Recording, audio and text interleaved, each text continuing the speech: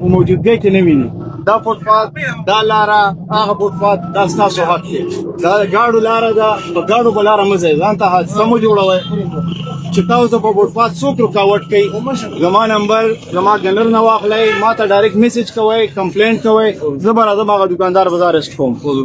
دا ستاسو لاره ده، ستاسو د زنانو زمونږ د خویندو میندو دا د هغې دا لاره ده، دغه روډ او دغه روډ نه دی. په دې روډ باندې تاسو خپل ځانونه ګاډو اکسیډنټ ته مه جوړوئ.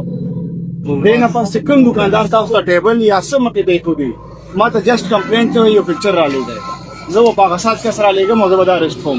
دې نه پس چې فوټپاث آباد کړئ، تاسو ته زما دغه خواست دی چې خپل فوټپاث وپېژنئ. دغه ستاسو لاره نه ده، دا د ګاډو د ټایر لاره ده، ستاسو دا فوټپاث. فوټپاث مین پیدل تلو لاره، پیدل تلو لاره وپېژنئ، خپل حق وپېژنئ. صحیح ده؟ دې نه بس خپل فوټپاث مه پرېږدئ. ما درته خالي وګوره، فوټپاث خالي دی، هغه خالي دی، هغه فوټپاثونه خالي دي. دا خپلې لارې وپېژنئ. ایسي خامخا به ډېر کارونه دي د تحصیل، نور د ګورمنټ داسې ټاسک کي چې هغه به زه هغې پسې زه روزانه ډېره ګرانه ده، کوشش کوم چې زه روزانه راځم. خو زما نمبر به 24 ګنټې آن وي. تاسو ما ته میسج کولی شئ چې دې دوکاندار تجاوز کړی دی او دغه په لاره کې فوټپاث کې دا شي راښودی دی.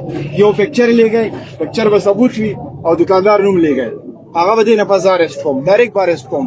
او زه ګورم چې دا مافیا دلته نور تاسو ته مشکلات څنګه جوړوي. صحیح ده؟ ستاسو کمیټمنټ ستاسو دغه ما سره دا پکار دی چې خپل فوټپاث وپېژنئ، دا آباد کړئ.